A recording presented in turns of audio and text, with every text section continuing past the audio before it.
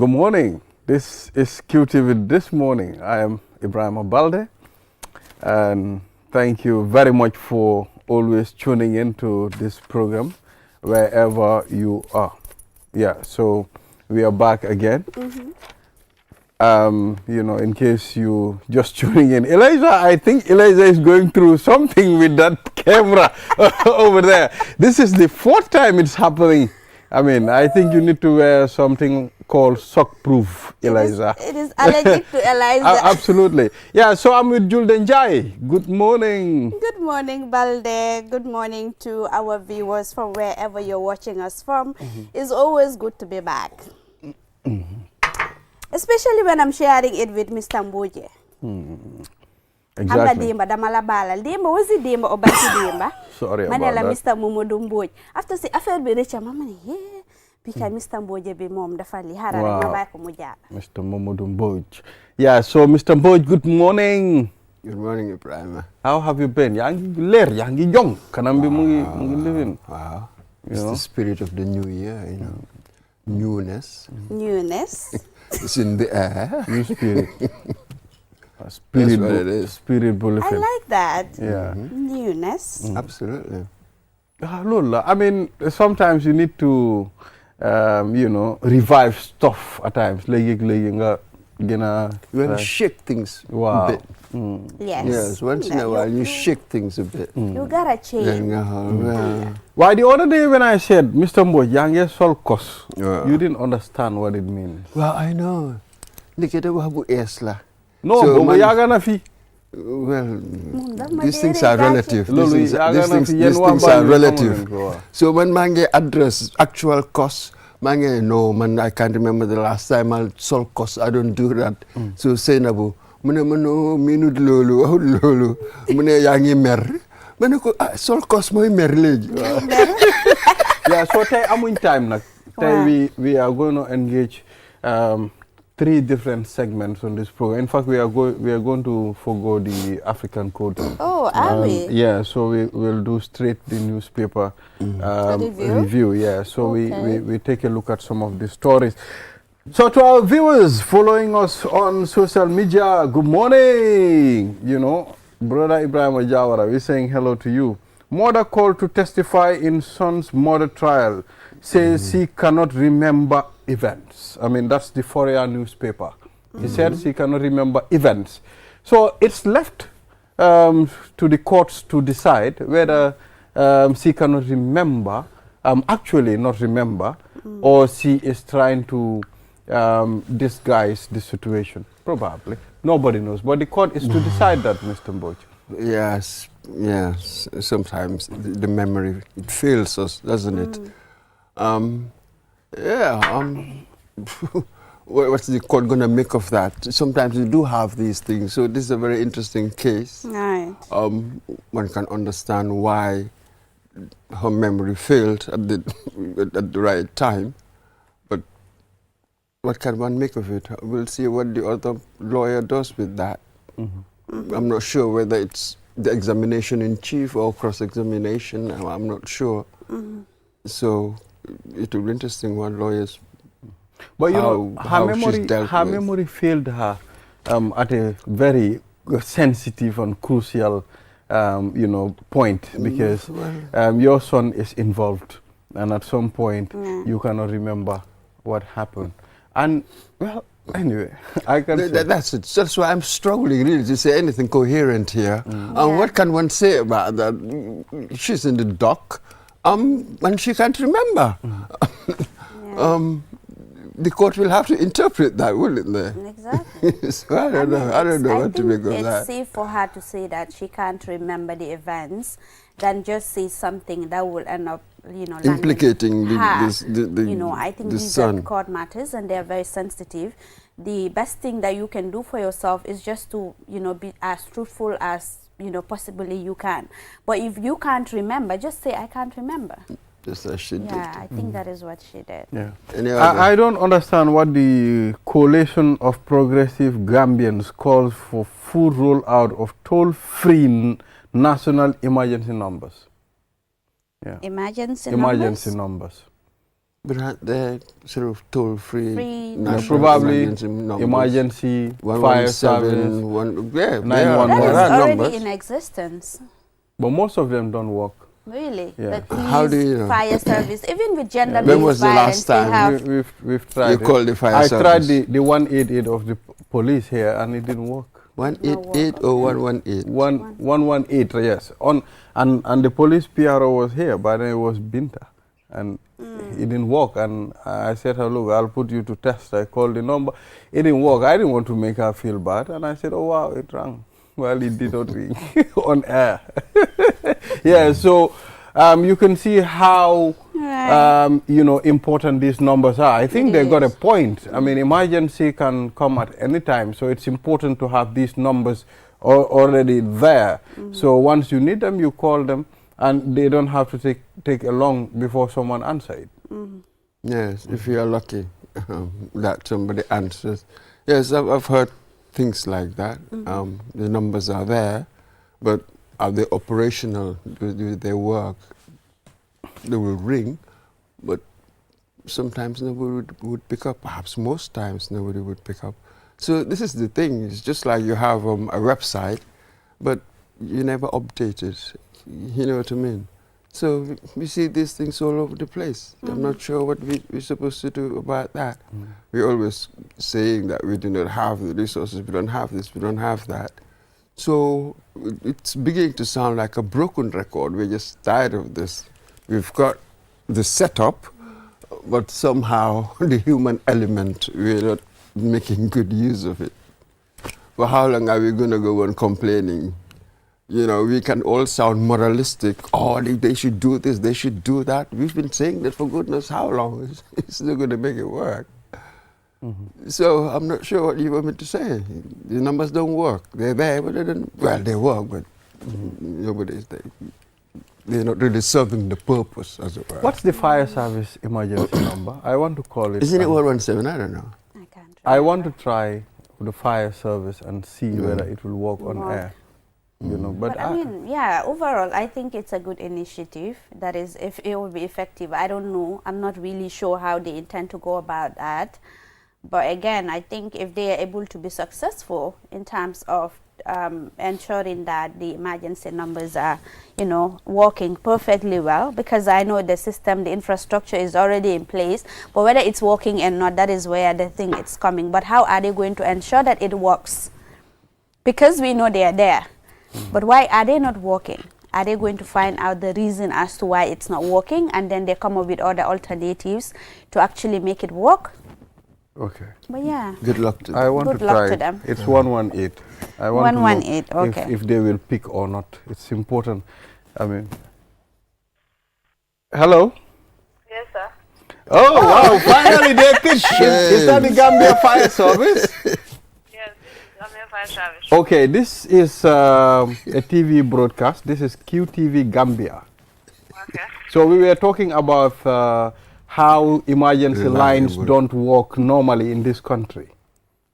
Okay. So we decided to put the fire service to a test, and you won. I mean, you picked the call. passed. Congratulations. You've Thank you. So currently the whole world is listening to you. And what do you have to tell these people? I mean, everybody listening, what do you have to tell them about the Gambia Fire Service? Okay. Yes, Thanks. Please. I'm listening. Yeah, so Listen. yeah, so it's important, Mr. Yeah, just answer me. Yes. So is he Hello, good morning. Good morning, sir. How are you? Fine. You are live on QTV Gambia This morning. on this morning. Yes. Yeah, so we wanted to put the fire service to a test, just to call your emergency line and know whether you're going to pick on time or not. But, I mean, you passed the test. Congrats. Fire service, you are on another level. Thank you very much. So what do you have to tell us in short? The whole world is listening and watching. We are just thanks you people.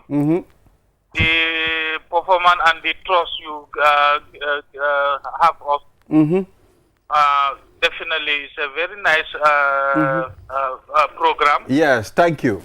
Yeah, it's a very nice program because we are very, very, very, very happy. True speaking. Thank you, thank you. You see, sometimes people will blame the fire service a lot. I mean, if we call fire service, they don't pick. They normally pick very late. But I think Gambians now will understand the fire service is always on 118. Okay. Yes. So thank you. And who am I talking to? You are talking to Station Officer Nasiru Sohna. Sohna. Thank you very much, Nasiru Sohna. You also? Ibrahim Balde. Ibrahim Balde. Yes. ERTS, huh? QTV Gambia. QTV. Yes. Thank you very much, Ibrahim. All right, Mr. Sohna. See you. Thank you. Yeah. Oh, that's a good one. So So that's they picked. I mean, yeah. So the emergency numbers are working. For the fire service. Yes. For the fire service. So Julia, At let's least. move on. Yeah, so moving on to the Point newspaper, you have man facing 23 charges urged to produce $4.5 million, says title deed for bail. So is this visa fraud? I think it's about allegedly scammed 23 individuals with the belief that they will have their visas to either Canada, I think Spain and other countries. I can't remember the other two countries. Yeah. There's so much pressure for people to travel. I'm telling you. So Yeah. we become easy prey Yeah. to scams like that. Honest to God, it's unbelievable. It is, it is. So, Mr. Momodou Mbodj, if someone said, I'll give you a shirt, nala jox mbuba, dama set mom bum sol. Yeah, of course. Wow, nala may mbuba. Dama set mbuba bo sol. Of course. I mean, you can't give what you don't have. So I've seen the story on QTV page, Yeah. this narco, but I looked at the guy.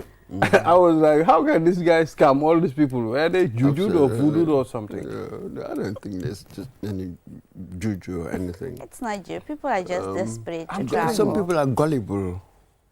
You know what I mean? Easy to scam, and sort of the desire to go, as it were, sort of clouds all sorts of judgments. Some desires can feel like a kind of mania, as it were. Then you become easy prey to that kind of thing. Right. So that's really it, unfortunately. Yeah, so we have to be very careful, people just claiming to get us visas to travel. Yeah, of course, traveling, it's good. It's, you know, another way of building yourself. But it's important for us to use the right route. I mean, whether you're using the back way or you're using an agent to get you a visa or something, you know, people can scam you anyway. I see on my status like a few people claiming that they can actually help people have their visas. And I'm wondering, you know, you've never traveled. You're here and you're claiming that you can help people to go to either Canada, Denmark, Germany, Spain, and you've never left the source of the Gambia. What are you talking about? I mean, before you can help someone, help yourself first. Travel, you know, use yourself, travel, and then people can believe that, okay, just maybe this is something that is authentic. You see, I think these scams, they sort of thrive because actually there are some people who can do that. You do have success stories. This is really where the danger is. Right. Because you have success stories, yeah. so people can easily believe stuff like that. And let's be honest, man, the back way shows us people will use whatever way that's convenient, that's available to them. This is what we've seen now. Right. You know, people who can take the front way, oh, they are taking the front way. Then you have others who are taking the back way. People will take whatever way they can, that's available to them to leave. That's really what the issue is. Yeah. So, yes, these people were caught. I'm sure you've had some that succeeded, and others will keep on trying. That's just what it is. Yeah. It's a lucrative business. It's a business. And there's a market for it. Then, you know, let's just strengthen our law and order agencies so that we can crack down on what we can, prosecute on what we can, and that's it. I suspect that this sort of thing will be going on for a while. Right. Yeah. Okay, so he promised to, he urged to produce $4.5 million title deed for bail. Yes. Yeah. Very stiff bail conditions there. Absolutely. And I think that the amount at which he scammed these people, it's around $3 million. $3 million. Yeah, $3 million. So, President Faye rewards Senegal squad FA with cash and plots of land after AFCON trophy. Absolutely. Why not? and the team, they got, what, $10 million for winning it? Yeah. Oh, yeah, fantastic. That's incentive. I mean, they've brought national pride, as it were. Maybe just for a moment, they'll forget about political differences and all sorts of differences. Right, Yes, right. And just be Focus on galvanized, Yeah. rally around I saw this. Youssou Ndour So hugging, it is, hugging the Sadio president, Mane, I Sadio heard, Mane, I'm and lifting him also up. the Prime Absolutely. Minister Sonko. Absolutely. It was really a lively environment, and yeah, I was really excited watching that, Yeah. You seeing see that how- everyone Yeah. is coming together, Absolutely. the opposition, government, Everybody, and celebrating everybody. together. And how football Truly unites. national, Yeah, truly yeah. national Right, event, a right. truly national event. Event, Fantastic. It's good for a nation to have these experiences, as it were, this kind of ambiance. Of, It helps to bridge the oneness. gap, and Yeah. Yeah. That's beautiful, and I hope Gambia would also make a way one day. I mean, Yeah, you know, we pray we and once hope. reached the quarterfinals of the AFCON. You know, the first appearance. That's our debut. I mean, it was really amazing. We were able to go until we got to the quarterfinals. We almost got to the semi-finals. it was a nice adventure, but even then we were saying that let's be careful, you know, sort of, that's what they call beginner's luck, as it were. Look at it, it's not been easy. I think sooner or later we'll crack, as it were, the ceiling and be more consistent, isn't it? This is what we want, to be consistently participating in these things. Unfortunately, we couldn't go. right. But it's all right. We'll keep on trying. Yeah. We'll keep on knocking on the door, isn't Does, it? yeah. And I'm half enjoying this Senegal win as well. I'm a Senegambian. I like I'm to a think I'm a Senegal- we are Senegambian. Senegambians. We're Senegambians. So I'm enjoying this as well. I'm basking in their glow. You know, I wasn't. I honestly, for me, I wasn't supporting Senegal. Really? No, I was supporting Morocco. You understand? But when they lose that penalty, and I was like, okay, now Senegal deserve this, you know, because they played their hearts out, and they did very well. Although it's a matter of choice to support a particular team. I mean, and Morocco was my team. Oh, absolutely. I mean, you don't have to support Senegal. For me, I just did, you know, when I look at sort of those names, Diouf, Sarr, Ndiaye, I'm like, God, Mbouch belongs in there. No, it doesn't. I cannot imagine supporting any other team. These things are about nationality, aren't they? That's why you Right. I have know. nations playing know. it. So when I look at those surnames, Yeah. I belong in there. Young Yeah. Adam. I belong to Morocco too. That's why, because when I see a man Yes, coming, I'm sure there are many Baldes. I belong. Yes. You never know. We can even have Mbouch in Morocco. You never know. No, no, What no. a thing to say, and Yes. because there is. What? Mbouch? My brother, my cousin, married to a Moroccan. Hey, you Recently. see? So now the Mbouch family have expanded to Morocco. What a coincidence! What only an be a extraordinary! What Senegambian. an extraordinary I'm telling you, coincidence! imagine in few generations to come, Absolutely. that will be an expansion of a You Mbouch just family. never know. Well, they had a Diaz, and traditionally Diaz is not really from Morocco. So, you know, we're all mixing up, aren't It's we? just the intermarriage. And all Of course, that, yeah. you know, that Brahim CDI Diaz. claims Very UDP interesting. is opposition to national development. UDP nag legi. Let us all focus on the development I agenda. think that is what is What does that mean? What does the development agenda mean? Suñ jëmukaay bi like nañ focus foofu. Everybody believes in development. Ku nekk, don't ever dig anybody ku la wax ne believe in development. The thing is, what kind of development? How do you get there? Right. Loolu mooy the big issue. What is it? How do you get there? So that's really opposition to be of policy. You know what I mean? So that's it. They all have different ways of getting to that place, that elusive place we call development, if ever there's any, you know, stuff like that.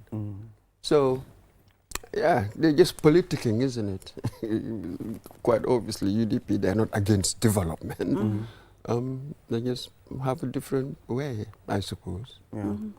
Mr. Mamadou Mboy, thank you very much for reviewing the stories with us. I mean, this is all we have for the newspaper review segment. And we'll be back here again with you next week. Inshallah. Yes, on the same station, the same time, and the same program as well. Yes. So viewers, will take a short break. After the break, the program continues. We'll be back. Bokkal si network bu gëna rëy gëna yombale si réewi Gambia bi fii jëfandikool kool bu set internet bu gaaw li yëpp si njëg bu yomba fii si QCell dawal léegi si suñ customer care bu la gëna jege ñu may la QCell line te doo si fay dara QCell network bu gëna rëy te it gëna yombale si réew mi fii QCell suñu bas ñoo xaali yoon bi ñeneen toppa. These tracks have become my wall, my arena of victory.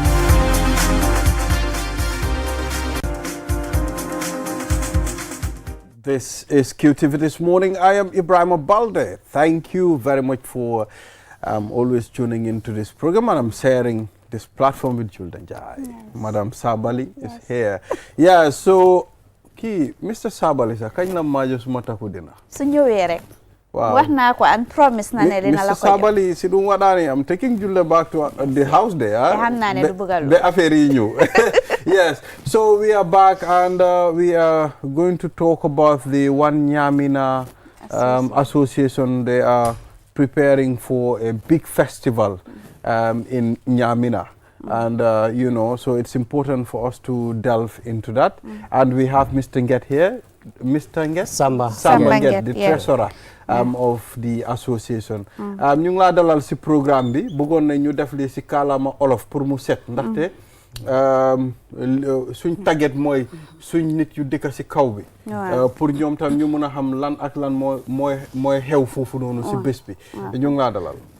jërë ngeen jëf Julde ak suma brother bi jërë ngeen jëf kontaan naa bu baax a baax maa ngi leen di nuyu di leen santa di nuyu viewers yi képp koo xam ne yaa ngi seetaan daal am ite toog di déglu ñu la nuyu fii si QTV Good Morning Gambia show bi so man maa ngi jógee Nyamina si One Nyamina Association man maay treasurer bi the finance and fundraising subcommittee. Okay. So ñu ñëwoon fii tey pour waxtaan ak askan bi pour ñu xam lan mooy One Nyamina Association. soo déggee One Nyamina Association mooy mbootaay bu mag a mag bi nga xam ne ni ñetti Nyamina yëpp muy Nyamina Dankunku Nyamina West ak Nyamina East seen doom yi ñoo toog xelaat ne fi mu nekk jot na pour ñu gis suñ boppa si réew mi ñu toog pour gis ne fi mu nekk war nañu unite together nekk benn indi development si Nyamina parce que suñ seet nañ ko seetaa daal gis ne Nyamina fu mu nekk gox yi nekk si Gambia fii ñetti kona si yëpp gis ne development mu ngi faa am waaye ñun suñ Nyamina daal dellu na gannaaw te kenn du mën a jógee feneen ñoo développal ñu Nyamina ñun rek ñun suñ doomi ñun ñoo ko war a def tax nag doomi Nyamina ñi nga xam ne ñu ngi fii Gambia ak ñi nga xam ne ñu ngi bitim réew ñëpp ñoo bokk si association mu nekk association bu mag a mag fi mu nekk ko déggu tam foog naa fi mu nekk fu mu nekk foog naa ñu bari dégg nañ ko bu baax a baax so te luñ si jublu mooy pour indi développement si Nyamina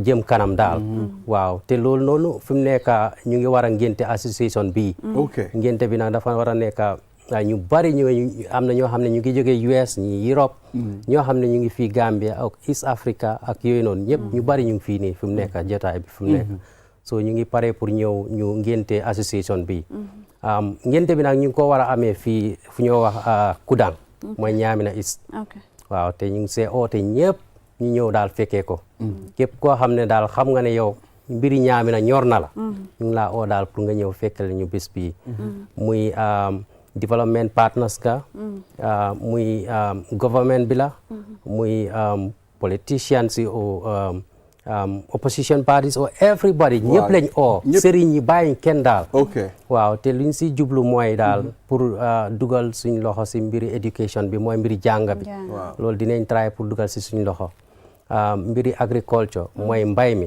naka la ñoo defee ba nga xam ne nii fi mu nekk suñ baykat yi dinañ mun a am dara ñu bay ba pare am dara foofu noonu te du métti si ñoom coono boobu du mel ni si ñoom mi ni mel ni mbay maalo bay gerte ak yooyu noonu so mbiri wér-gu-yaram tam health care boobu tam bugga nañ si dugal suñ loxo bu baax a baax a baax parce que gis nañ ne jigéen ñi tam dañ di sonna trop suñu war a am doom jógee fu sori amuloo communauté ambulance so loolu yëpp dafa métti te loolu tam coono la si ñoom ak seen koom-koom comme garden yi ñoo def nii naka la ñoo def pour defal leen boxool si seen garden yi fensal leen ko ba nga xam ne nii jur gi duñ yàqa foofu noonu so loolu yëpp bugga nañ si dugal suñ loxo ak affaire yi yoon yi ak lépp loo xam ne infrastructural development la daal pour improve Ñaamina so loolu yëpp bugga nañ ci dugal so dañ buggoon a xam ngeen léegi dañ bugga Ñaamina yëpp ñëw waaw Ñaamina East Ñaamina West bugga nañ yëpp nekk benn waaw lu tax defu leen ko si njëlbeen time boobu am na sax yeneen association ci nga xam ne ni Ñaamina la waaye da ngaa gis ne am na yoo xam ne ni ab goox la ñii si goox bi lañ nekk ñu booloo nekk benn dañ don't work in isolation daal waaye fu mu nekk gis nañ ne time jot na ñun tukki ñu bari tukki neen fii xam nañ lu xew si yeneen gox yi you understand even fii sa Gambia am na ñoo xam ne ni door nañ di def loolu si seen gox waaye fu mu nekk gis nañ ne associations yooyu ñu ngi fa already they are existing waaye fu mu nekk dañ bugg a boole associations yooyu yëpp ñu nekk benn amul xaajale ndax ñi soose lañ ñi pël lañ ñi wolof lañ Ñaamina tribe bu nekk mu ngi Ñaamina so léegi tribes yooyu yëpp am seetuñ si mbiri tribe seetuñ si dara lépp pour ñun ñëpp ñu nekk benn daal amu ne yow Kudang nga dëkka ndax Dankunku nga dëkka wala Mamut Fana nga dëkka ñun ñëpp lañ bugg daal ñu nekk benn te soo ko seetee soo gisee ñu bugg a boole ñëpp mooy ne try nañ sax ba nga xam ne ni dañ def a caravan tour boo xam ne dañ too all the 106 villages yi nga xam ne ñu ngi Ñaamina pour yëgal leen boole leen suñ boppa ne lii defuñ ko pour ñun rek lii pour ñeen ñëpp la su développement du ñëw du nekk ne comme dañoo seet benn place pour def ko fa pour ñëpp la so loolu moo tax daal ñu ne xaaral fi mu nekk ñu nekk benn daal moo gën juboo lu nekk si la xaj booloo nekk benn lu nekk xaj na ci soo seetee tey am na lu important démba loo xam ne ni seetlu naa ko mooy ne partnership look for partnership buñ toog ne ok luñu suñ réew war a mun a defal déedéet ñun dee war a toog ñu seet lan lee war a mun a defal suñu réew tam loolu tam am na solo so loolu dina tax tam war nañoo mun a méngoo ak nguur gi méngoo ak development partnership méngoo ak community bi ak diaspora ñi nga xam ne ñu ngi si bitim réew pour ñëpp ñoom ñu nekk benn da ngaa gis ne development bi dafa mun a yomb understand nga yaa Mr Touro Darboe moom tam démba dem nañ visit ko nga xam ne moom mooy chief patron bi mu wax lu am solo mu ne moom Vision Development Foundation moom lu mu gis mooy ne tribe dañ ko war a tegee boor ñun Gambia affaire politique dañ ko war a tegee boor ñun Gambia lu ñu gis mooy one Gambia one people one nation and which is very important mu ne vision am ak ñun suñ vision yëpp benn la so he is ready he contributed in different corners of the Gambia but not Ñaamina so yaa ngi gis how important it is for us to develop this for ñu unite together so meeting him for him to give those kind words loolu jox nañu encouragement understand so wax nga fii fànn yu bari yoo xam ne daal association bi dafa bugg a yëngu si wàllu mbéy bi jànga bi ak yeneen lopitaan bi and all other sectors yi léegi koom-koom because lii dafa laajte koom-koom bu bari fan la xaalis bi di jógee so ñun dañ ko doore suñ biir parce que dañ door di commencé di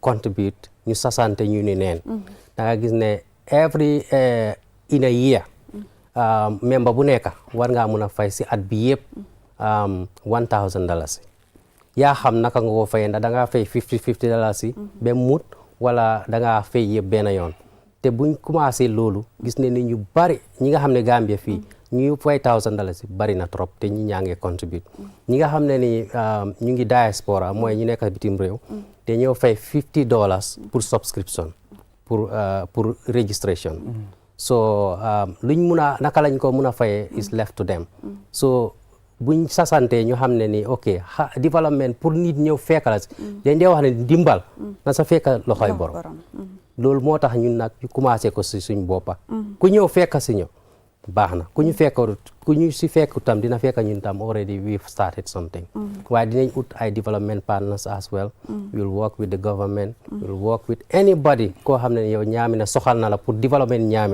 Ñaamina soona na des na gannaaw so ñaata at soo demee Ñaamina fi mu nekk at least maybe nguur gi ñu try ne pour am ay indi electricity waaye yoon amuñ ko ñun foog naa ñun ñoo gën a torox si àddina si Gambia bi the last time ma demoon Jisadi ak Sinthiou Njugaari Ñaamina bi yoon bi mu ngi bonoon trop yoon bu bon soo fa demee sa yaram sax dafay daw so loolu yëpp soo ko seetee ñun Ñaamina lañ am Ñaamina lañ mun a wax ne fii lañ dëkk fii lañ jógee understand nga so kenn du mun a ñëw dimbale ñu pour defalal ñu ko so lii daal moo ñu tax a jóg daal pour ñu nekk benn. so léegi yéen seen work bi dafa hectic because healthcare worker and nga nekk di run an association bu mel ni wax nga over 100 and 6 villages ngeen fa amee naka ngeen naa balancer lii ensure ne comme association bi tamit du suffer because project boo xam ne la man dama feel ne is a very big project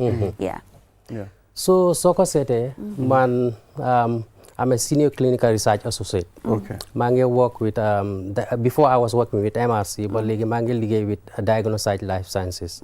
so waaye depuis association bi ñëw man dama seet ne man su ma jël suma time ak effort pour make sure Ñaamina dem ci kanam kan moo ko def so da nga gis ne man dama balance both work ak lifini association bi so even su fekkee wóor naa mbiri Ñaamina suba ba ngoon su ma ñëwee suma email yëpp dinaa ko make sure ma check ko make sure the work doesn't suffer ak tam liggéey bi du mën a tey yaakaar ñu ma liggéeyat ñu ma xam ne ñu ngi liggéey ak man xam naa ne mun nañ ko te dinañ sacrifice pour def ok all right so dañ bëggoon a xam lan mooy yéen seen wàllum doxalin seen structure bi xam naa ne lii mooy the first time ngeen koo def probably sampu leen benn executive boo xam ne ñoom ñooy amee wàllum doxalin bi bëggoon na yow ngeen wax ñu loolu naka ngeen koo doxalee mu ngi mel ni fu mu nekk nii yéen a ngi liggéey waaye blind la de dafa leen dara loo xam ne comme waaw executive mbaa am na amut ak yooyu noonu ok so luñ njëkk a def mooy dañ amoon technical ak interim executive ñoo xam ne ni ñooy commencé pour saytu affaire association bi so waaye buñ demee ben ci kanam ñoo xam ne ni fi mu nekk ngénte bi jot na so ngénte bi nag dañ ko waajal pour make sure ñu select ñu nominate members yi ñu nominate ñan ñoo war a nekk executive so suñ demee ba Kudang mooy on the 24th mooy bési launching bi bés boobu si la ñoo select executive si bés boobu noonu so dinañ am all the structures yi nga xam ne ni president vice president treasurer everything loo xam ne dafa structure boo xam ne association daf ko nit lépp dinañ ko fa def ñu meg suñu tànn ko te du ne dañu pick fii déedéet members yi general members yi nga xam ne ñoo attend ñooy tànn ñooñu noonu ok so am nañ tam Mr Samba Balde mbaɗɗa on jarama hiɗonge jaam welcome to QTV very good. It's good to have you here. Thank you for having me. Yes. I mean, we're just talking about the One Ñaamina Association to unite the Ñaaminas. You know, in the Gambia, you cannot talk about the length and breadth of the country without mentioning Ñaamina. Yes. You understand? So, according to Mr. Nget, Ñaamina have been left behind for a long time. Yes. And when you look at the people that hailed from Ñaamina, I mean, they are people that are running very important positions both in the Gambia and internationally. So coming up with this, it's a good initiative. So how are you going to make sure this thing works? Well, I am coming from the United States, so obviously that speaks volume of our commitment to making sure that Ñaamina Association, One Ñaamina Association works. But first of all, I would say thank you for inviting us to have this conversation. The way we are going to make it work is to make it unique, to make it different. Ñaamina has been existing since the existence of this country, obviously. They've been doing something since the beginning of Ñaamina. So, but there's something that is not right, and that is what we want to fix. We've been working on this for almost 8 months now. The idea is to make sure that, and I heard you ask about leadership structures and things like that. Those are important, but they're very secondary. I think if we can create a vision where we can bring people together to see exactly where we want to go, we don't want to say Mr. Nget is the president or Sambo is the vice president. What we need to say is this is our vision and this is where we all want to go. And that's what we are trying to create for the last 6 to 8 months. So that's how we will bring people together, is to create a vision that is very clear to everybody so we know where we are going. We can inspire people to come along with us. Like you said, you know, Nyabina is left behind in many ways, and people like me and others, we also have Dembo Balde outside who's supposed to be part of this, who's also from Nyamina, is a real estate professional and things like that in the United States. So we have a lot of resources here in the Gambia, but a lot more resources abroad. So we want to find a way to bring all these resources together and focus on moving Nyamina forward. But do you understand? I mean, sometimes it is easily said than done. Absolutely. I mean, we've seen people coming up with the same kind of initiatives, but at the end of the time, it doesn't work. I mean, So how are you going to make sure there is consistency, Mr. So in Balde? life, there's no certainty. But the biggest failure is lack of trying also. So what we want to do is to give it our best and make it unique. And that's why from the beginning, it can be a witness to this. Whatever they say, this is how we do it in the Gambia, I say, in fact, that's the reason why we should not do it. So it's going to be unique, it's going to be different, the vision is going to be very clear. We'll show them a space where we've never been before, but that is the space where we all want to be, so that everybody is inspired to be in that space. That doesn't mean we'll not fail. Chances are that we'll fail by the time we launch. Who knows, right? But we are determined to do our best. Like I said, the biggest failure is lack of trying, so we are going to give it our best. These are the best people that we have, so we are going to bring everybody at the table to make sure that you know, we create a vision that really reflects an ideology that would address some of the challenges that we have in Nyamina. But this is not just for Nyamina. We are from Nyamina, but we are also Gambians. So we are looking forward collectively to partner with the government, to partner with development agencies, to partner with every Gambian and move this country forward. I know that's a loaded statement and a difficult one also to execute, but we got to try. We just cannot say things has not worked and therefore they'll not work. There will be skeptics and there'll be people who will be pulling us back all the time, as we've been experiencing. So that's what I wanted to hear from you. That's why I put my question that way. I mean, it happened here. Are you going to make this thing happen this time? Well, but like I mean, it's like you are confident. You I am really very want confident because like I said, I'm coming from the United States. I just got here yesterday. So I spent almost $2,000 just to fare myself to get here. Right? So I will do my best. Ms. Tanget and others are going to do their best to make sure that it works. Again, it doesn't mean it will not work. In the United States, we never thought we'll have a president called Donald Trump, but we have a Donald Trump. That doesn't mean the country is going to fail. But now our trajectory is disrupted. And that is good in life sometimes. So whatever we'll be dealing with, we are prepared to deal with it. But we want to get to a place where Nyamina people take their own destiny into their own hands. That's what our target is. And we want everybody to be a part of this. This does not belong to Samba Nget or Sambo Balde or Dembo Balde or anybody else. We are creating this to belong to every Nyamina person and eventually to every Gambian person. It has no partisan politics to it. That's what I wanted to ask, because in the Gambia we have the tendency of politicizing everything and anything. Absolutely. So in terms of politicizing it, I'm glad you mentioned the aspect of not So the idea is, look, you can tell me you belong to no political party, but there's no human being who does not belong to a political ideology.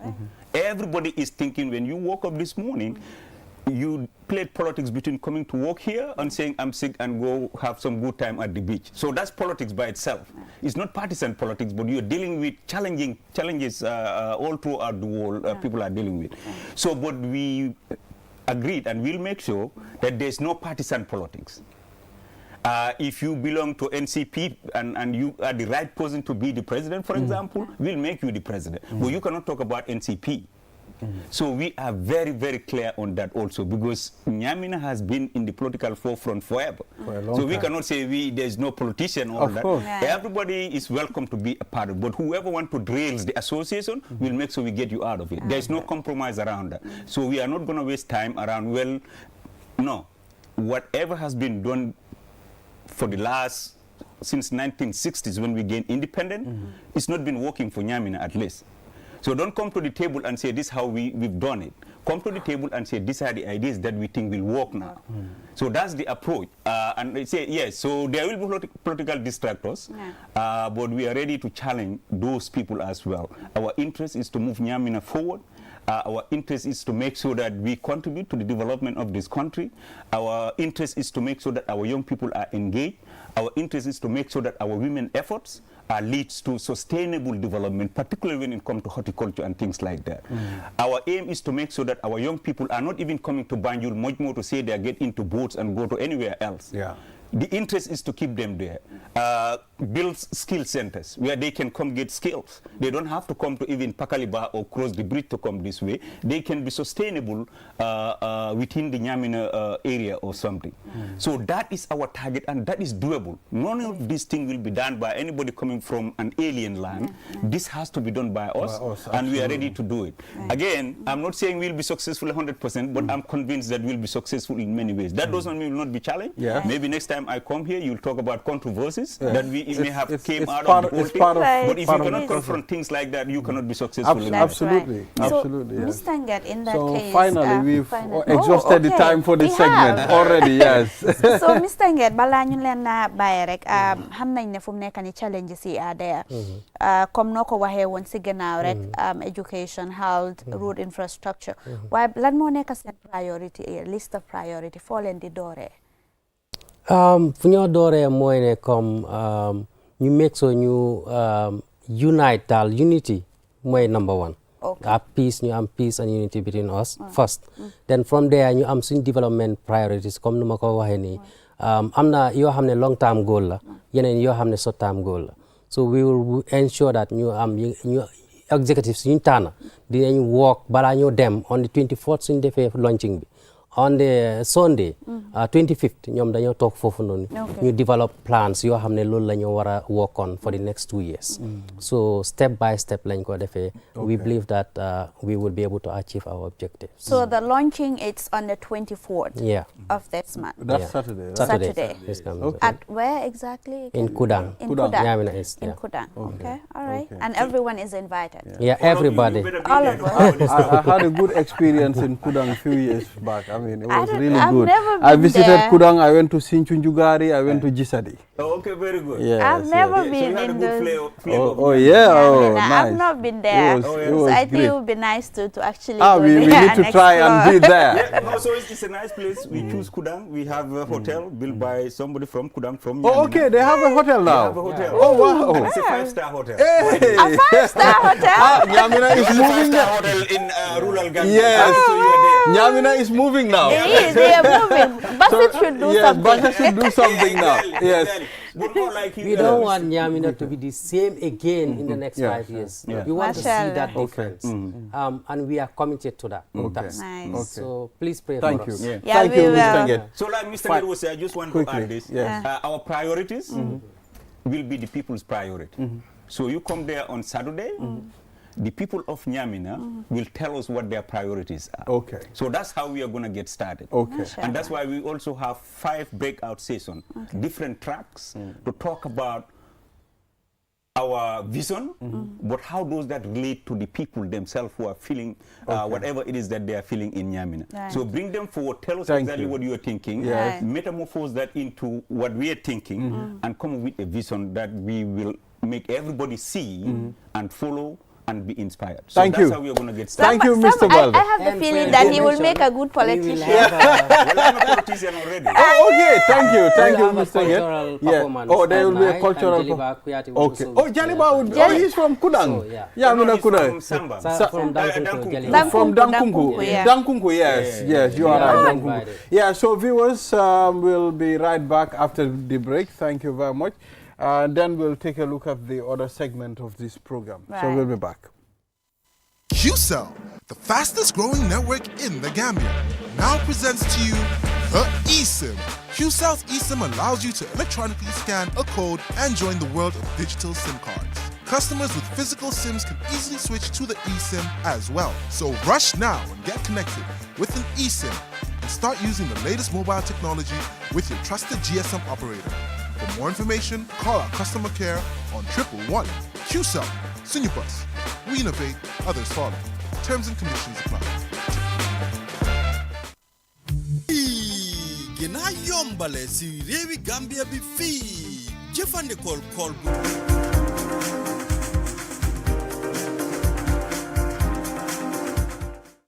Yeah, so we are back. This is QTV This Morning. I am Ibrahim Abalde. Now, let's take a look at the Gambia Volleyball Federation. I mean, we are looking forward to a volleyball championship. I mean, all roads leads to Q City this Saturday. Okay. As the best team battle it out for glory. And at the National Beach Volleyball Finals. And we have Alaji Sise. Yeah. Mr. Sise, you are the Technical Director, Gambia Volleyball Federation. We were supposed to have Safi Sawane too. Yeah, thank you. Good morning, viewers, and good morning, QTV. I am very much delighted to be here. Okay. For the first time, I'm in this show. Okay. Although, okay. Yeah, For the first time. yeah. This is the first time. I believe, in fact, for volleyball or whatsoever. Okay. Yes, but I am a key follower of this program because whenever I am at work or even home, it's a program that wake me up. Okay, Wow, so léegi That's good to know. what luñ bëgg a def mooy ñu waxtaanee tournament bi. Yeah. It's very important pour ñu mun a xam because volleyball, beach volleyball, nekk na game boo xam ne Gambia fii ñu bëri football lañ dee gën a focus. Waaw. Suma maas yi man volleyball xaw ma lan mooy points yi sax naka lañ dee score lan mooy points yi I don't know anything about that. So dañ bëggoon nga wax ñu volleyball game bi si boppam ak Gambian si nuñ ko gisee. Well, thank you so much. Si question boobu kontaan naa bu baax a baax noo ma ko laajee. Nekku ne something loo xam ne waaye dama say boast on but the records are there. Ko xam volleyball. I think fii nii xanaa football. Football waaw foofu la ñu wax ne waaye moo ñu gën a popular. But if you come to achievement also si lu ñu achieve if it ragaloon si football. Okay. Because we have achieved if you go to internationally, both internationally and locally. Okay. Second, and recently volleyball nekk na sport boo xam ne waaye mu ngi grow bu baax a baax a baax. Recently. Yeah, in the Gambia because during Newson time, we ñëw into volleyball by then Musa Kasatal yàlla ko yàlla may fan bu gudda at bu yaram. I think he is someone koo xam ne contribute na si development of volleyball. Okay. In this country bu baax a baax because by then things were so difficult. Even I remember time boobu volleyball doo winee you only have $3,000 waaye cash prize. Da nga naa dem play ji international sa waaye ku nekk sa pocket money is $500. Oh wow. Waaw $500. But loolu de yëpp ñu muñ struggle xam ne with hard work. Anything can possible. True. Ba mu ngi nii tey ñu fa nekk di manage. Waaw. Di manage volleyball. ñëpp si Musa Kasatal la gaa yi jaar moo nekk suñu current president bi Baye Doudou Diallo. Who also double as Olympic. Yeah, GMO. Wow. He's I think he's the best president ever on the volleyball. I have worked under it. Yes, by Doudou. Because he's someone who listens. Okay. And also he has vision. Doo gisee volleyball bi mu aaga. From aaga ni at international level. It is through his visionary leadership And the people are teamwork. watching it. You see? Yeah, you see. This was the international tournament. Volleyball am na doole de, you see? This was the wall. Well, time bi leen jëloon di naka la tudda sax. Lii fan la no? Wow, this was it was in Angola. Yeah, no, yeah. Angola bii leen nekkoon di African champions. Okay. Bii leen nekkoon di African champions. Dali seeni Jaawo ak kii nii Jara. Jara moom léegi moom dafa mujjee travel dem England. Okay. You know, but suñu games yi waaye fii la dooree di rise up. You know, to come back in the Gambia here. Recently gis nañ volleyball. Playing a lot of competition when this come to beach volleyball. Because ñun tamit waaye suñu doole waaye foofu la nekk. If you come to Africa fii nii, even in Europe, we are known. Gambia is known not because of indoor volleyball, but beach volleyball. Because in volleyball, why there are two types. You have outdoor and indoor. Outdoor, the beach volleyball, we will play final on Saturday, 24th of January, at Q City. Okay. You know, for us because of the environment, bunkoy play. But do you see indoor? We are still struggling with other countries because countries then indoor. The environment where they play it, but Gambia we are still to have one. So lolo ñu gëna delo gëna tuddi. But when it's come to the beach, you know, I think Africa Fini from nekk ni why we are don't use senior level. We are between first and second. I'm number 2 because Morocco more nekk number 1. You know, in that. But don't use zone 2 bi season region bi fini within West Africa we are number 1. We are number 1. Right. Because recently even at the youth level we were crowned as the under 18 champions, African champions, which was held in Nigeria. Wow. Lolo Yagut. Okay. And you know, we were crowned as the first runner up, that is the second place, in the school games, African school games, which was held in Algeria. Bunyue Fini in the Gambia here around in September, where we organized an international beach volleyball for about more than 12 countries participating in. It was held in huge. Where it was held in Kasumai, where I think one of the best. It was called the African Under 17 Youth Development Tournament, beach volleyball tournament, where we have been crowned as the champions too. Okay. As the beach volleyball champions, you see. Okay. And also we were in Doha. We were in Doha last year in Qatar, where we participated in the World Tour. Doha World Tour, all the teams at the Women's World Cup, right? At the Women's World Cup. So we are volleyball, we don't have fufu. Right, you them in England, participating to the Commonwealth Games in England. Participating in Argentina during the Continental Cup. Yes, the Continental Cup in Argentina. We were there, and all this tournament performed them for a while very well. Okay. Don't we have beach volleyball? Beach volleyball, indoor volleyball. Beach volleyball, it is played by 2 people. Okay. The court, and also it is played on the sand. Sisuf, don't call it play si maraj or whatsoever. Okay. Each player, you know, ball bi dafa am ay yenn restriction loo xam ne mënuloo koo def. Mënuloo fake. ba nag waaye da nga war ku nekk am one ball contact. moom fan la utee indoor. indoor doo bloqué. block moo nekk waa nga intercept ball bi. You know, still now you have 3 ball contacts. But nag bii nii moom doo bloqué. It is counted as one of your contacts, so means you are remain with 2. The beach volleyball require more fitness because more gën a metti. Because ay ñaari pillars leen ku nekk you have to cover a big zone. Just like the one on the screen. Yes. But doo gisee indoor moom boobu moom ay 6 pillars leen, so ku nekk a very small zone ngay cover.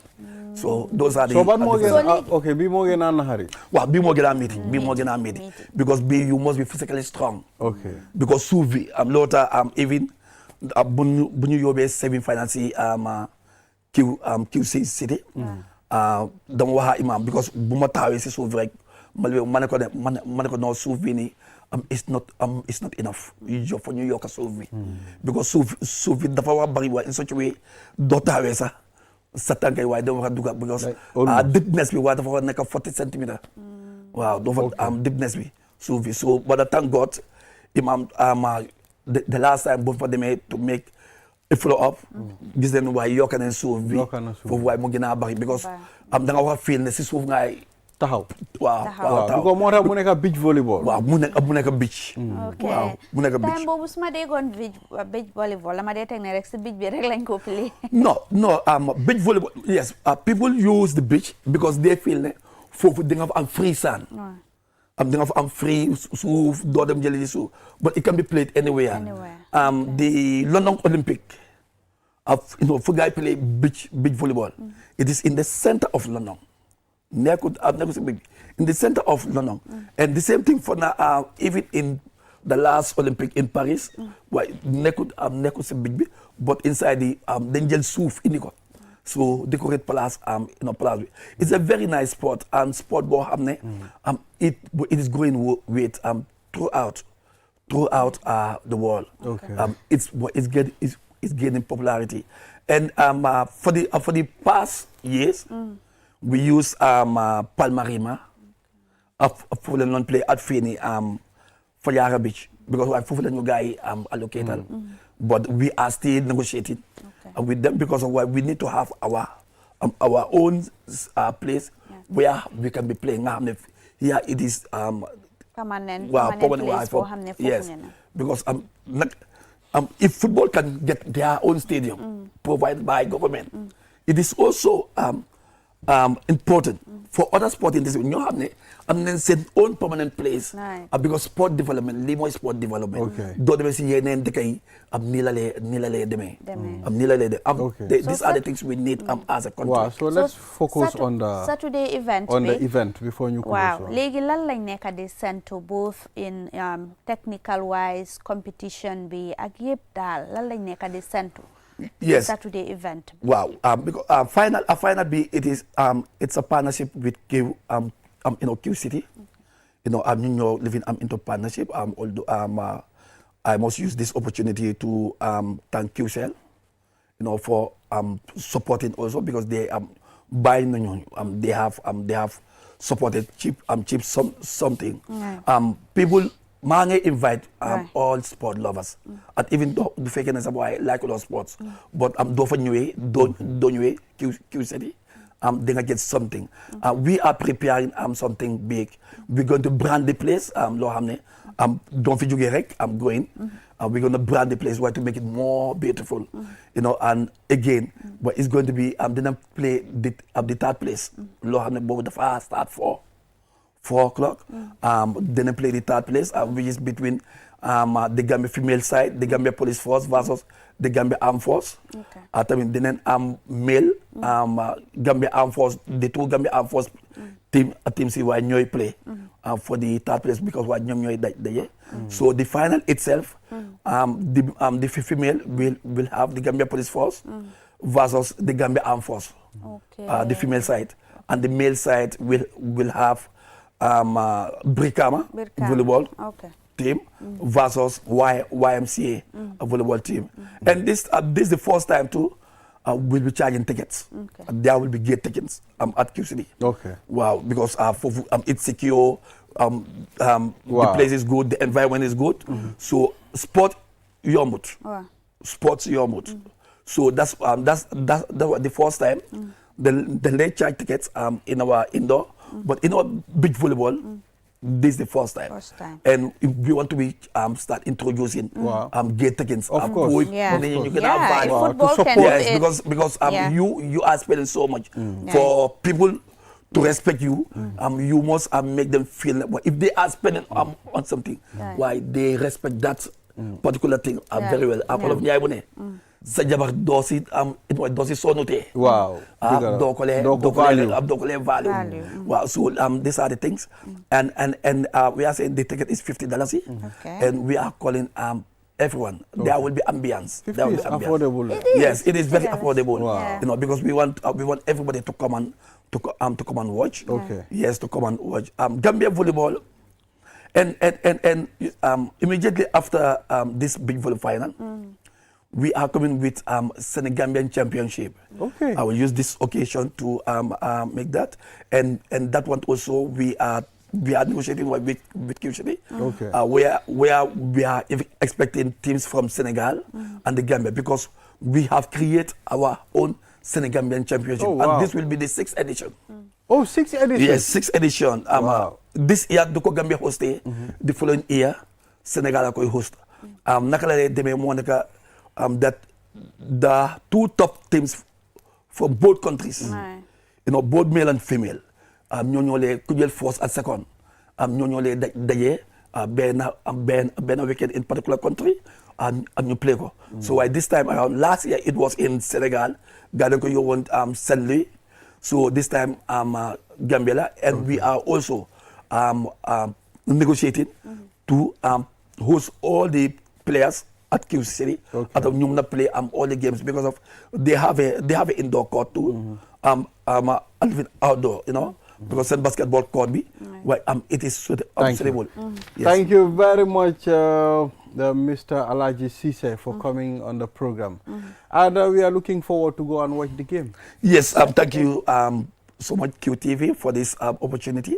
And we are also hoping for NECA to give live Absolutely, we'll be there. We'll be there. Yes, and in fact, we are expecting very important delegations from Senegal. Okay. Yes, the Senegalese Volleyball Federation president and team, they'll be coming to witness the final.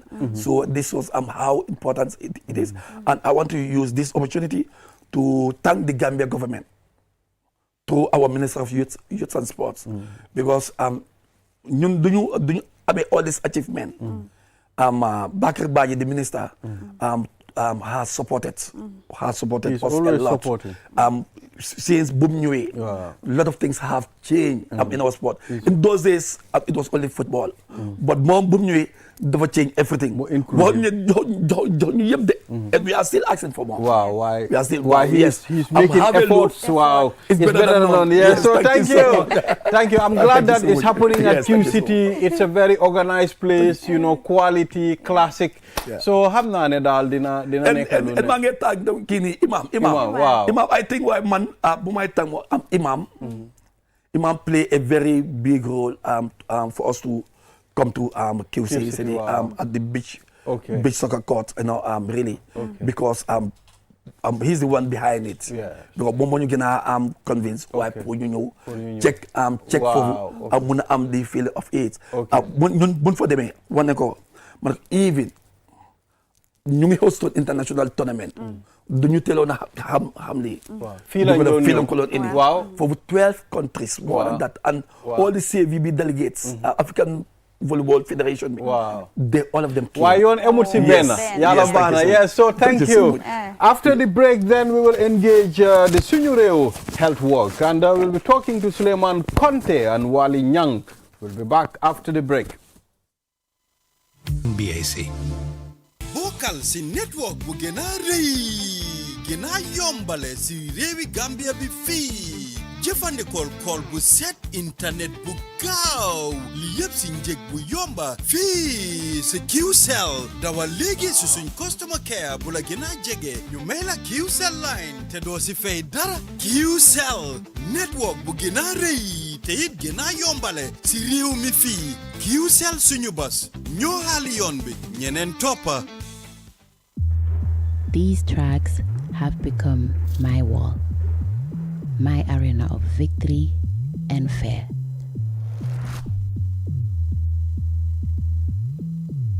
I relentlessly walk, push, strain, and stretched.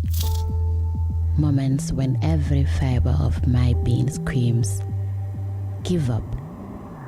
But the fire within me won't let me quit. Despite the burning muscles, in this sport, every moment matters.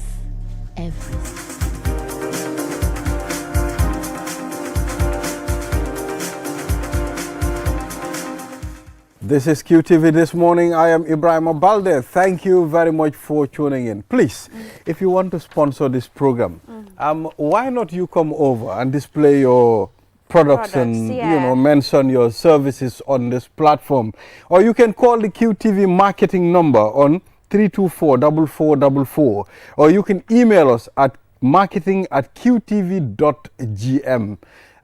If you see Jul there on the roadside, or you see Balde or anybody, when you talk to them about marketing stuff here, we would definitely be here.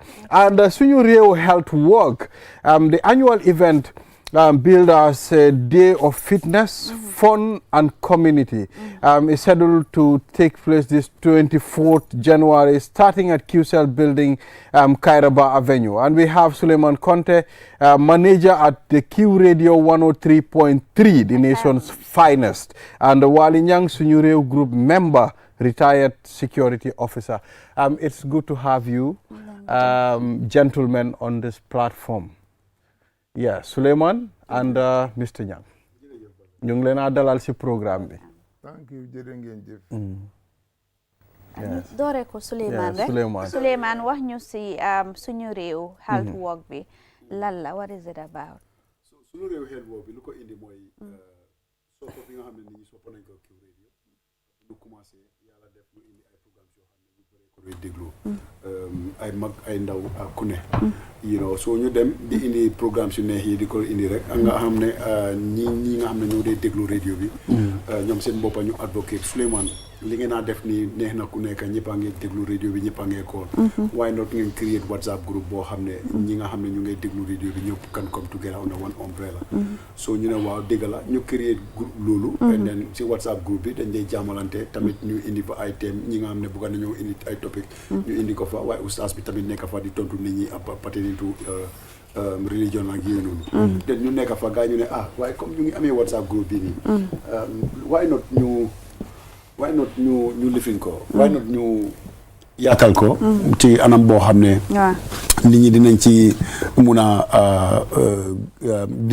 create ay activités yoo xam ne dinañ ko mun a def so bokk na ci mooy conference bi mu bokk ci mooy work for health bii nii and work for health bii nii dafa important trop because every Tuesday dañ dee mun a seet ci suñu waxtaan bi ñu waxtaan ci affaire wér gu yaram so dinañ seet benn doctor or an expert in a certain kind of disease or something ñu waxtaan ak moom su ko defee mu xalal nit ñi and then that impacted a lot because ñu bëri after discussing with that expert nga gis ne later dañ dee joxe number bi ñu bëri dañ ko dee mun a call because they have the similar kind of sickness and stuff like that so ñu feel like na ok ñun mënuñoo dem toog ci ay office to do certain kind of technocrat jobs ak waaye wér gu yaram tàggat yaram loo xam ne la ñëpp mun nañ koo def so ñu ne why not ñu jël doole radio bi advocate all the listeners and ñi nga xam ne nu ngay déglu radio bi pour ñun ñëpp ñu waxtaan ak Gambia National Army ñoom ñu dimbale ñu si wàllum fitness training bi Gambia Police Force bi ñëw escort and then Red Cross bi tamit nekk fa su in case ku need medical help assistance exactly ñoom ñu dimbale la so lii lañ ko initiated last year it was so good and everyone appreciates it so ñu jël like ne it's important ñu def ko every year so this is going to be the second edition of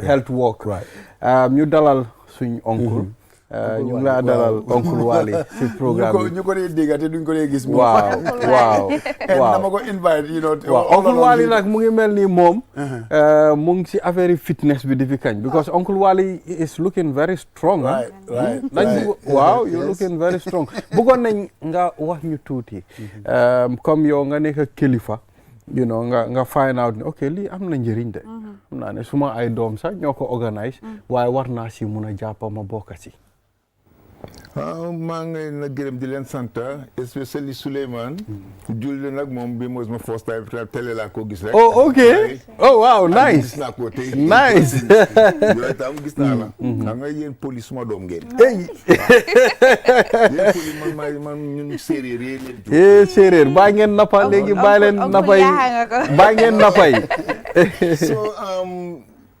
programme bii nii definitely ñoom Souleymane bi starté seen suñu réew doo ko njëkkee dégga dama gis ne ñoom xale lañ waaye ñu ngi isti topics yoo xam ne luy jëmale dëkk bi kanam la so depuis boobu nag dama make sure ne su time bi di jot ubbi naa su ma ubbee maa ngi def suma mobile bi nomba bi pour call bu ne ñu ngi ala koose ma dugal rek man ma call so bañ ne ko moom ak bari ñoom ñu xamu fa lañ ma xamee fa la milante ñoom waaye health work bii nii wax dëgg neex yàlla dafa nekk loo xam ne man daf ma dimbali parce que xam nga man suma life yëpp du liggéey office laa doon def déedéet. dama jeexal school rek dugg si technical field bi te xam nga loolu soo si duggee.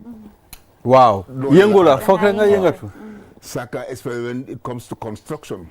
so ma loolu laa doon liggéey afterwards ma dem GTTI di ko jàngale ma jeexale ma dugg police. xam nga yooyu yëpp dafa nekk yoo xam ne foog rek nga am doole mun koo def. police moom fa la gën a yàqoo nag parce que foofu moom dañ dee road running every time. waaw dañoo bugg di daw rek. Saka bi nga xam ne man dama dugg as a cadet officer. so ñu yóbbu ma Kanifing. ma nekk liggéey ak the former minister of interior Yankuba Sonko. so ñu form this present PIU. waaw mooy PIU. waaw ñun ñoo ko form waaye tuddutoon PIU at that time mu ngi tuddoon di riot unit. consisting of only 32 police officers plus man as the twice second in command and Yankuba as the officer commanding. so noonu lañ nekkee di dem moom time bu fekk ñu yaay jaame ngi coup d'état es so ñu nekk si hair crimes bi Serekunda Gele ba ñu gis na nag unit bi is important si lañ ko génnee ñoo dudee ko di police intervention unit right so di nga gis ne loolu tam exercise la you are always running because you are fighting criminals you are fighting everything so you need to be energetic xam nga so from foofu noonu man si la bàyyi police ma dem to the UN foofu noonu tam you are always on the run as a security officer. Wow. te man fi ma doon liggéey was investigations. so di nga gis ne man suñu wàccee 5 o'clock. maa ngi si field bi. ba 7 su ma dugga maa ngi dégg ñu ngi nodda timis. waaw soo ma dugga julli lekka def li ma def yi ba pare. toog naa noppale ko di seetaan télé. right so si lii laa nekka ba nga xam ne moo tax yaa ngi wax ne maa ngi nekk xale. waaw maa ngi ñëw kuy du ma xaleel nag. waaw but you look young. I'm 70 years alhamdulillah. Oh, 70. Looks younger than that, right? Yeah, he looks younger than that. so xam nga soo lii yëpp li ko waral. mooy rek keep fit. xam nga soo nekkee di keep fit daf laa dimbale. right doo di nga dem ba foo xam ne ak loo def keep fit mag feebari boppam la. so loolu moom foog nga jaar si rek process la boo xam ne foog nga jaar si. waaw waaye yàlla def programme bi mu starté. definitely I was a strong member. parce que dama daa make sure ne every day dinaa call. parce que topics yi ngay waxtaanee mooy important. te dañoo laal topics yoo xam ne tam dama dee bëgg a dugga because for my experience. as a police officer. di la crimes. xam nga ak yi nga xam ne nga su dëkk bi nga xam ne am na fu njuum te di am si public bi am na fu njuum te am si police yi. soo xam nga yëpp dañoo wax rek pour suñu waxee ñi nga xam ne ñoom la laal. ñu mun a jéem a improve seen boppa waaw so di nga gis ne programme bi daal man nii laa si duggee. am na solo boole si kontaante trop. jërëjëf oncle so Ratty lan lay nekk di same to Saturday. Okay. Even though my name is changed to Suleiman, but people are still calling me Ratty. Okay, boy. Léegi Suleiman la. Sama luñ seetlu keroog ya don't worry. Lu ñu seetlu keroog ci bés ba something important yokk nañ ko ci ren bi nga xam ne defuñ ko woon last year. mooy for the first time we are doing Q radio sunu réew health work. ñu boole ci setal sunu réew Balde. setal sunu réew is going to be added to it. Oh, okay. mooy lan dinañ jox ay nit dinañ amee ay gloves. yore suñ plastic bags. while we are working bu nu gisee fu salte tilime ñu foraale ko dugaale ko si. So while we are working we are cleaning the environment. That's a very good one. So which means ne setal sunu réew reflect na ci sunu réew health work. waaye ñaareel bi tamit di jaajëfal QCell seen position rafet na Q group bi ak yooyu noonu. waaye nag Gambia Police Force tamit ñu jaajëfal leen waaye Dr. Jah of Sarab also dina fa nekka. képp koo xam ne bëgg nga leerlu yaa ngi feel abnormalities wala da nga dem lopitaan ñu jool bindal la prescription Dr. Jah dina fa nekk on the side pour képp koo xam ne bëgg nga ko experience sa health condition pour mu dimbale la fine. Mr. Ndoye tamit physiotherapy la he is very good at what he does moom tamit dina fa nekk pour dimbale ñi nga xam ne am nañ problème yi yaxi joints and stuff like that moom tamit dina fa nekk. kon ñu ngi sentu poli buñ caalit lekka dina fa nekk. cop dina am cop dina am dinañ am waa séeréer yi dinañ kontaan. waaw exactly so te this time dinañ dox lu ëppa liñ doxoon last year. waaw so ñaari pàcc la mooy doon buñ demee like halfway ñi nga xam ne mënatu ñoo dem mun nañ fa em ñu xaar ñuy continuer ci bi some place and come back then ñu ànda ñun ñëpp ñu ànda si waaye ñëppaay dem ñëppaay dellusiwaat at the same time so that's ban time la ak fan mu ngi la ok moo good starté dafa ak important trop dinañ joxe ay t-shirts am nañ t-shirts pour joxe waaye nu ma ko waxee si radio bi noonu laa ko waxee Souleymane téyel ma t-shirt déedéet oncle Wally suñ njëkkee ñëw lu tax ma ko ayee t-shirt di ko jàppale di ko téyel balde bi nga xam ne accès gul so idea bi mooy t-shirt si dañ fa nekk ku agsi rek ñu jox la sa t-shirt ku agsi rek ñu jox la sa t-shirt first come first serve foofu saaf loolu la ñoo def and 8 o'clock si suba 9 nañ fa def waaye 8 o'clock si suba daanaka preparations will start te nit ñi yëpp suñ ñëwee bu ñu sañoon by 8 half 8 rek balaa ñuy ne 9 o'clock départ ñëpp tasaaru waaw so lii moo nekk mbir mi waaye Qcell fii la moo waaw so léegi dañ bëggoon a xam wàllum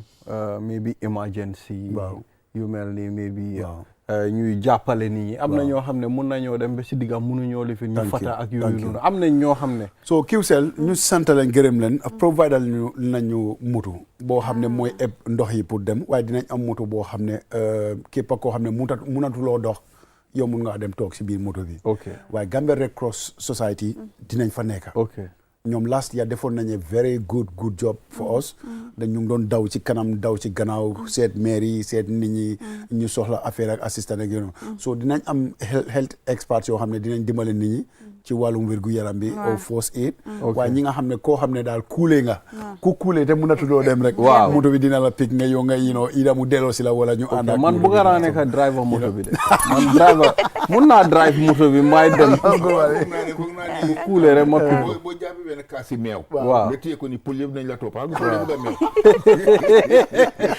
Oncle Wally yaa ngee tooñ de waaw léegi finally Oncle Wally bëggoon nañ nga ñaax ñoo xam ne tam bu nekkut sa bokkuñ ci groupe bi waaye mun nañoo ñëw ñu dox parce que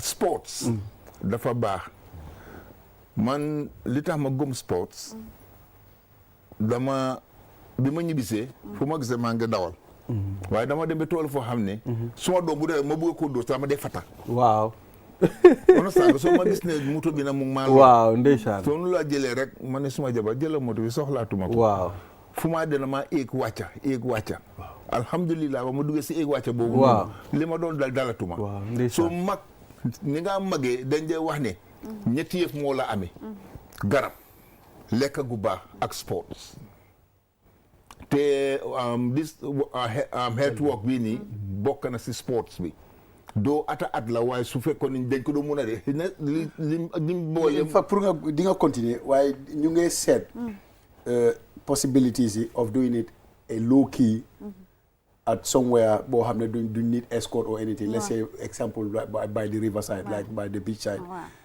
once in every month a low key then at the end of the year ñu am make a one ñu am grand final loolu ñu ko xalaat it's possible either every 2 months or waaw loolu possible na then gradually waaw parce que man dama doon li ma doon bëgg a wax sax man dama ne instead of loo kii ba ma def noonu ñu try doo am na nag loo gis ne am na expenses bu mu àndal waaye li nga xam ne nag dafa dundal guddal fan yi nit na ko gën a yokkee yàlla dafa kontaan so duñ ko doon mun a def sax ñaari yoon si at bi understand nga dafa baax trop waaw because am na mag ñoo xam ne definitely dañ laaj soxla nañ ko waaw te di nga gis ne suñ buggee dox ñoom kenn du daf dee boori nga ñoom waaye bu nekkee si biir groupe nga xam ne yaa ngi dox di waxtaanaale jàpp sa kurus di wir da te gis nga ñun problème yuñ dee am as a country comme ñun suñ set up nuñ mel you know let's be realistic suñ society doo gis suñ mairie o suñ paay jóg daw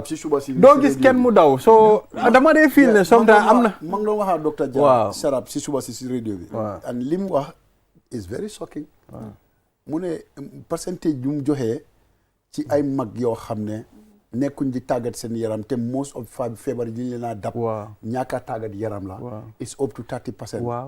waaye lu gën a woore yin sax mooy mu ne ndaw yoo xam ne sax between 16 17 years boo xam ne xale yu ndaw you know because parents yi dañ dee feel like ne to get rid of my kid xaaral ma jëndal ko tablet so mu ne xale ñu ngay lazy duñ dee exercise ay ndaw xale yu ndaw you know between the age of Tablet 17 18 duñ dee tàggat yaram Tablet. parce que ku nekk a ngi sa tablette bi Wallaay ngi toog si time instead nga ne xale bi ne demal si fii time bi jeex na time bi jeex na thank you Suleiman for coming Saturday la Balde waaw Saturday Gannaaw ëllëg. ñu gannaaw ëllëg ñu dajaloo QCell Kairaba Avenue 9 la ñoo dem make sure ngeen teel a ñëw waaw so this is all we have for today we'll be back here on Monday inshallah Monday su ñëwee tam dinañ waxtaan affaire yi review waaw dinañ waxtaan dinañ jël ay nataal ñu indi ko fii Oncle Wally su demee ba fële mu toog man dinaa ko gis dinaa ko def si télé bi waaw xam naa yéen séeréer yi noonu ngeen mel waaw waaye man comme li man waaw soo nii meew waaw ma téye ma benn poolu cere rek cere all right Jude this is all we have Until we come your way yes next week until then enjoy the rest of our programs bye